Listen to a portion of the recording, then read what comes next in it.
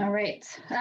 So Diana mentioned I'm Abby Finis, and I am with the Great Plains Institute, and I'm going to do a little bit of climate action plans 101 is what I was asked to do. So we're gonna take a look and see what that involves. So I also work with GPI. If you're familiar with Diana, you're probably familiar with our organization. We're a nonprofit that deals with a lot of energy issues from kind of federal down to our communities team, where I primarily work with local governments on helping them advance their climate energy actions and strategies. So I'm going to give a little bit of context to climate energy planning in Minnesota and give some examples from here, as well as talk through what some of the contents of the plan are, what things you'll be looking to include in your plan, and different things that will influence your decisions. So how do you balance those priorities? How do you maximize benefits? And then looking at a more focused approach to climate action planning. And then if it's time for questions, we'll take some questions. So we are seeing a lot of really promising activity at the local level in Minnesota.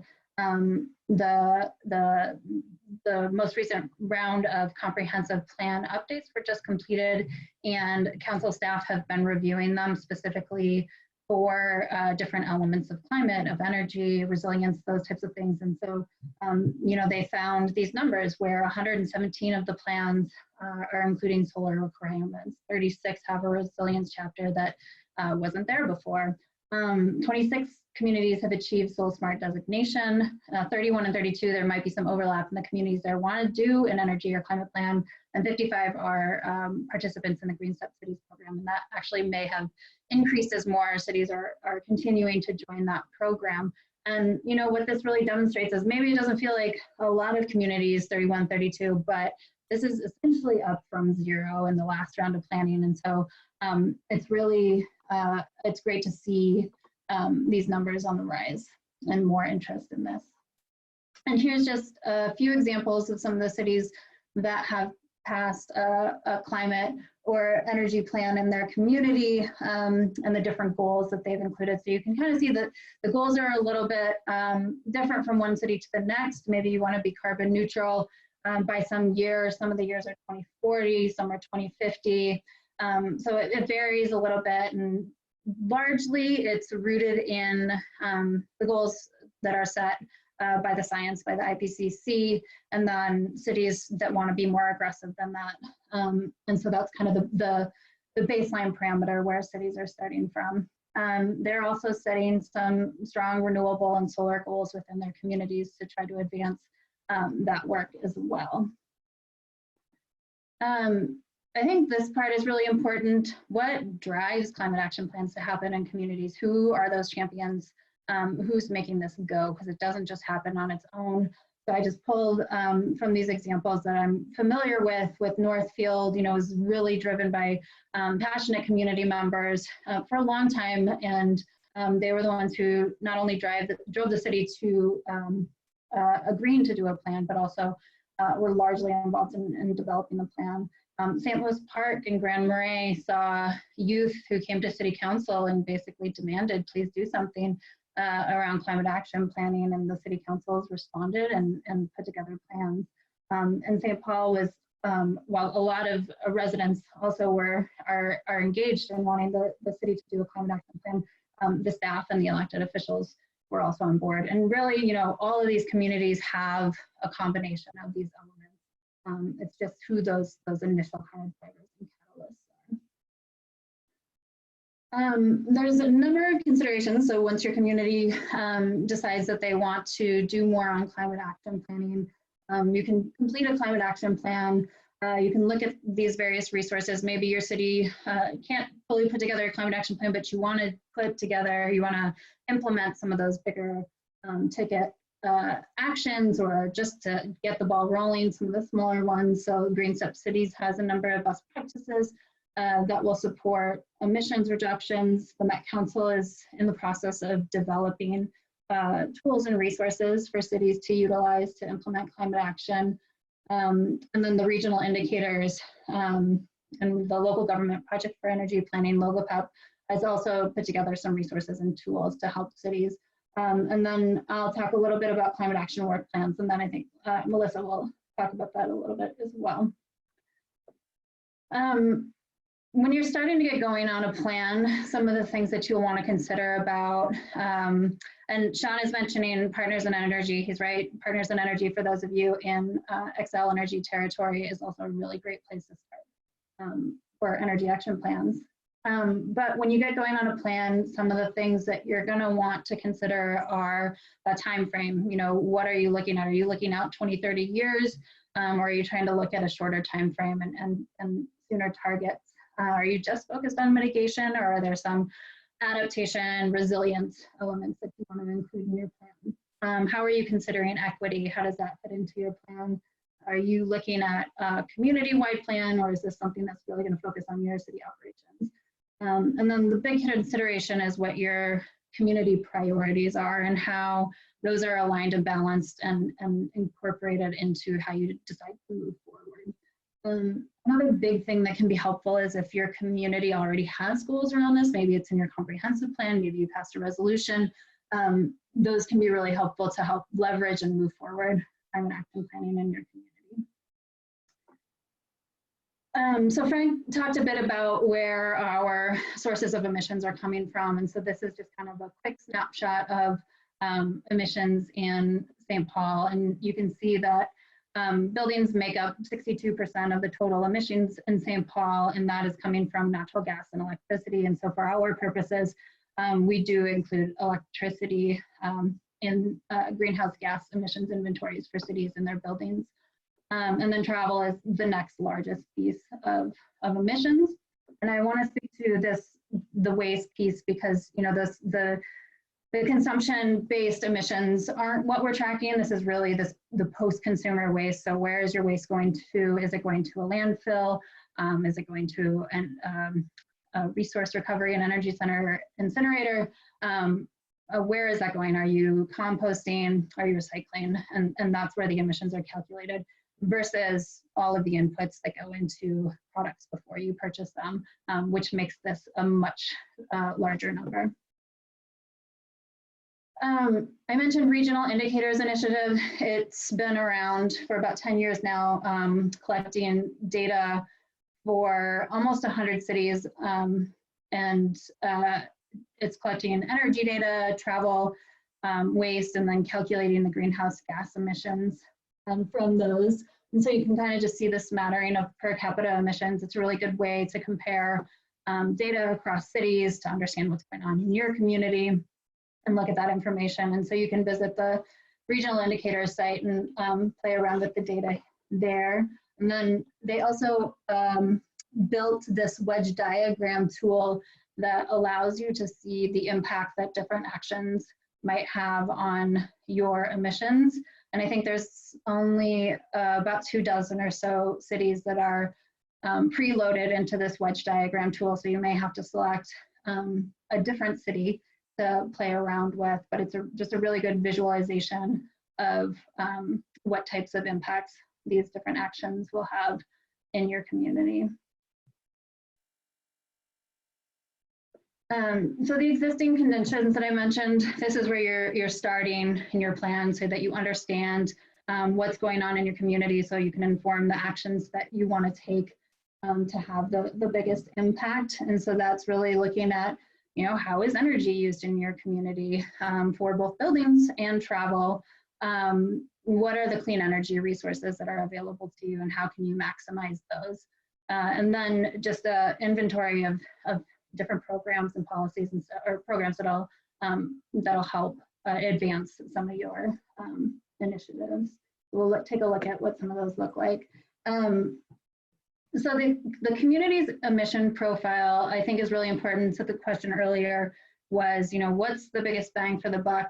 And it's true, it's really, you're looking at buildings and transportation, but understanding the deeper breakdown of what's going on in your communities is really going to help you to see where you should be focusing your efforts if your main priority is to reduce greenhouse gas emissions. So you can see here The graph on the left has 54% commercial emissions versus 22% residential and 24% transportation. You can break it down further by the different fuel types, or electricity versus natural gas versus transportation fuel in this one, so that can tell you what types of decarbonization strategies you're looking for. And this is really where you start to get that clear picture of what is my community like? Where are the emissions coming from? If you're in a community where commercial emissions are really your large source of emissions, then maybe that's the sector that you want to start with first to try to drive down emissions there versus transportation. And oftentimes, if your transportation emissions are high, then you can target the same people, right? The people who are driving in your community likely also have homes in your community. And so if you can get them to change travel behavior and make efficiency improvements in their home, then you can kind of get a 2-for-1 with those targeted strategies. And I will throw a big caveat in here with transportation emissions, in that's collected through vehicle miles traveled data. And when you're a community like Rogers and you have 94 going right down the middle of your community, you're getting a lot of vehicle miles traveled that are not your vehicle miles traveled. And so it's good to understand where that information is coming from, so that you can know when you have authority over those emissions as well. And just one other thing that I want to say on the emissions profile is that it's really important to know not just what your profile is now, but to know also what it's going to be in the future. And so this particular community is in Xcel Energy territory. And right now, 35% of emissions in that community are coming from electricity. But if the city were to do nothing, that would go down to around 9 or 10%, just because of the efforts that Xcel will be making. And that's not to say that they shouldn't focus on electricity, because there's a lot of things that the community can do there in terms of solar and renewable, but to understand where your lift is burdened or less burdened in areas, so that you can focus on other areas as well.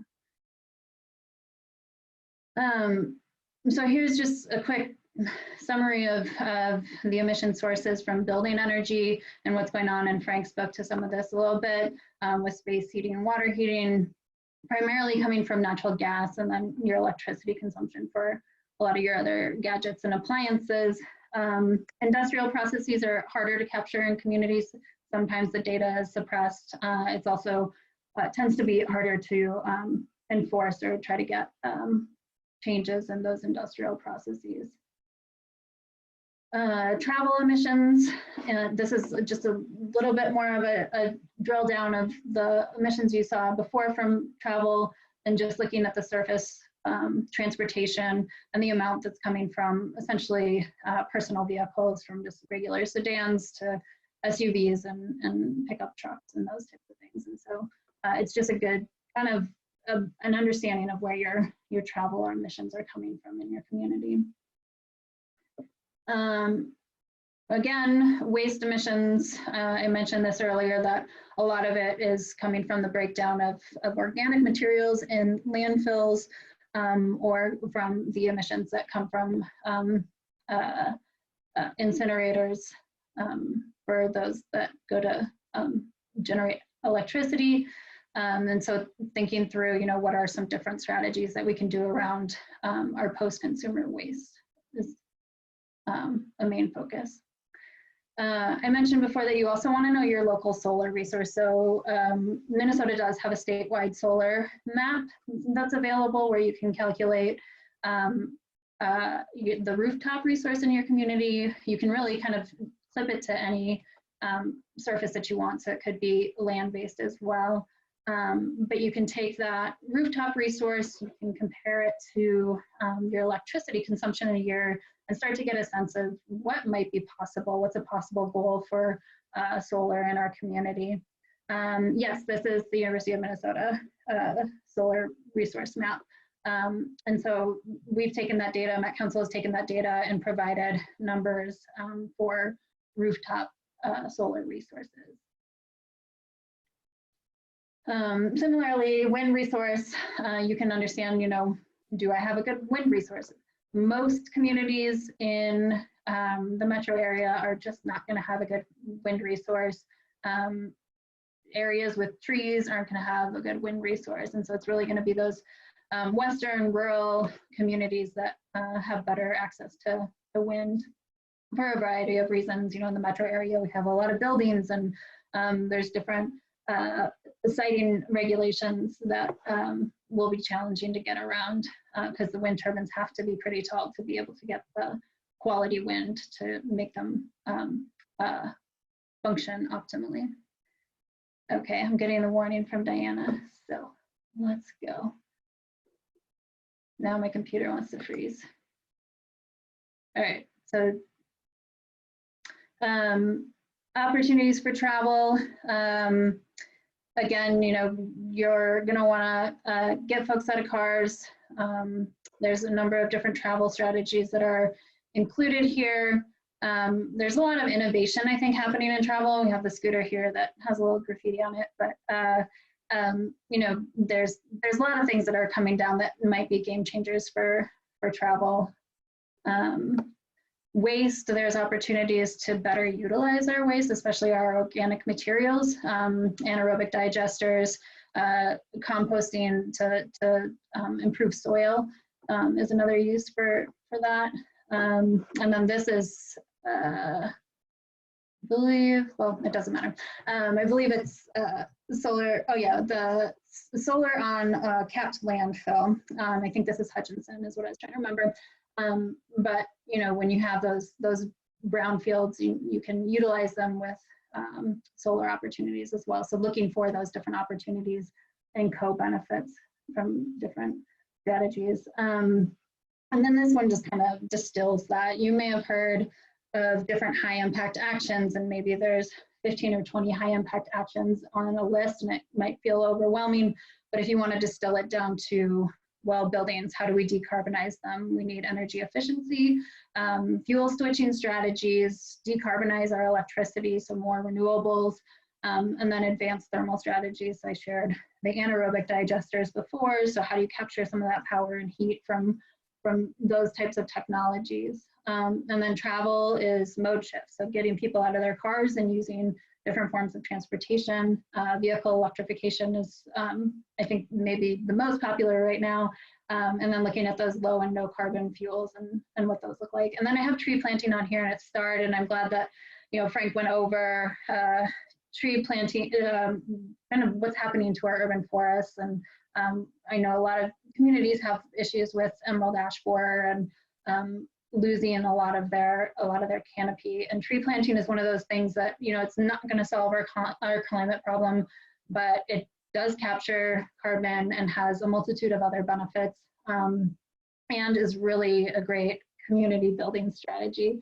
So when you're thinking about this, you really want to balance those priorities. What are the local priorities and outcomes that you want to see, and what are some of the global? So it's going to be a balance of kind of high impact on emissions versus things that might be lower impact, but they have a lot of community benefits in terms of economic money in your pocket or jobs building, equity benefits, those types of things. Sorry, I'm rushing through this. But the main thing I think that, you know, as you're looking through this, you know, there are a lot of puppy pictures in this scenarios, right? There's a lot of good things that can come out of climate action that have really positive co-benefits from better air quality, better quality of life, more exercise, those kinds of things, more in touch with nature in your communities.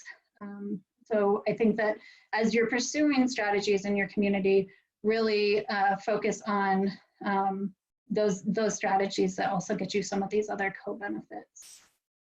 And then finally, I talked about the timeline before. I think that a lot of these climate action plans are rooted in these 20-30-year goals. They have a whole inventory of actions and can feel really overwhelming to communities. And so I want to kind of throw out this idea of these climate action work plans that are really focused on near term. What can we do in 5 years? How do we get started? What's our planning? And then reassess in 5 years and just start doing things to get the ball rolling. Track your success, measure your progress, and just keep kind of ticking away at those emission reductions, because they will snowball and they will get better and go down faster as cities do more over time. So I think that's the last slide.